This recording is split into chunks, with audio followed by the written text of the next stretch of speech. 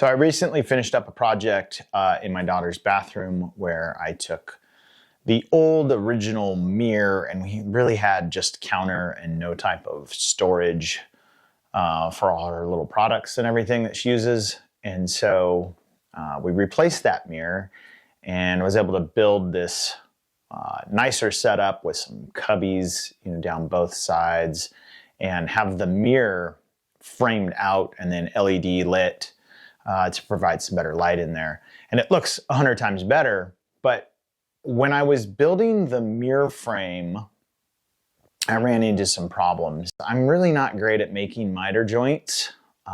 There's nothing wrong with my saw. I can cut great 45s and all, and I used a biscuit joiner to put these together because that's what I had available. Where I fail is my clamping system. Failure! I don't have a good 45-degree clamp, and so my miters end up being kind of janky. So if you look at this miter, and this was basically all four corners on this mirror frame that I was building, they ended up really gapped on one side and then, tight on the other side. And that just looks horrible when you're done, whether you're building a picture frame or whatever type of miter you're trying to do. You don't want gaps.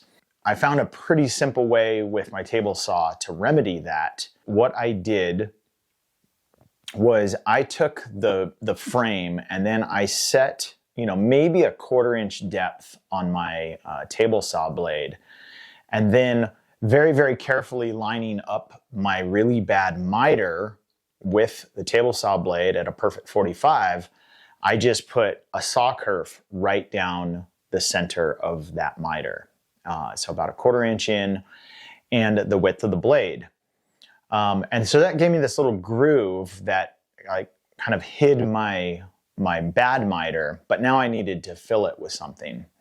So next I took an old piece of cherry that I had laying around, and I just started ripping small pieces off of it. Now, it took me 4 tries to get the one that was the correct width, but eventually I got it. I now have a piece of cherry that fits in there nice and tight.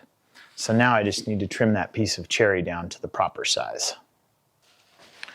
Now that I have this ripped down, and I have it so it sticks up just a little bit higher than that, because I'm going to take care of that with the sander. But now I'm going to go ahead and cut all of my pieces to size. Cut it a little bit long so I can sand it down. Now, because this is not structural in any way, this is purely an aesthetic thing, I'm going to put some glue in, but I'm not going to overdo it with glue. I'm just going to put a little bit of glue in.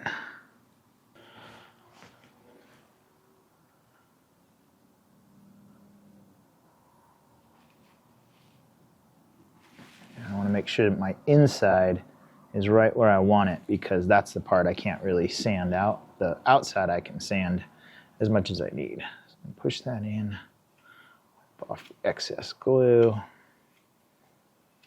and then we'll go ahead and do the others and let that dry up. Now, once I had those pieces all glued into place, I just grabbed my orbital sander and gave those things a quick sand while I was sanding down the rest of the frame, and then those corners ended up all perfectly even and smooth.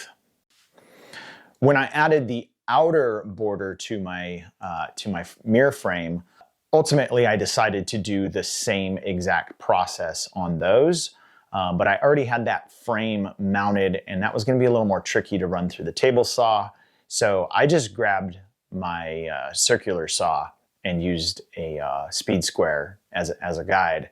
And I had to run the saw through twice because the kerf is much thinner on the circular saw blade than the table saw.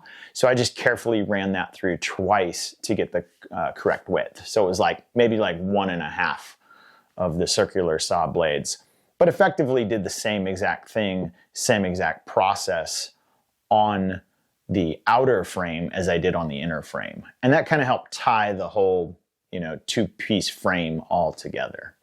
I'm a pretty big fan of oil finishing on wood, mostly because I hate doing polyurethane because it's a giant pain in the butt. A pain in the ass. but I really do like the look and finish of oil. So I just hand rubbed this whole frame in tung oil. So here's what those miters look like when we're totally done. I've already oiled and finished this, so I've added this outer frame, and but those miters now have these kind of accent pieces. So instead of having a normal miter, I think it gives it visually some pop. And I did the same thing on the outside. The end result, I'm really, really happy with.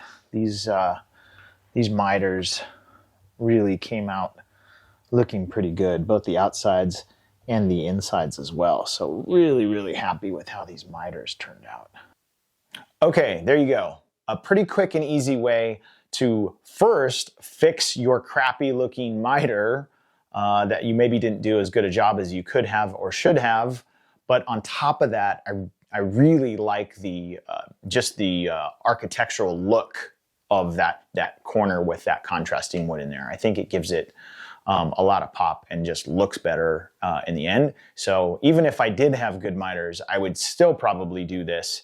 But it is a great way to salvage a really crappy miter that you might have glued up without having to waste wood or start over or anything like that.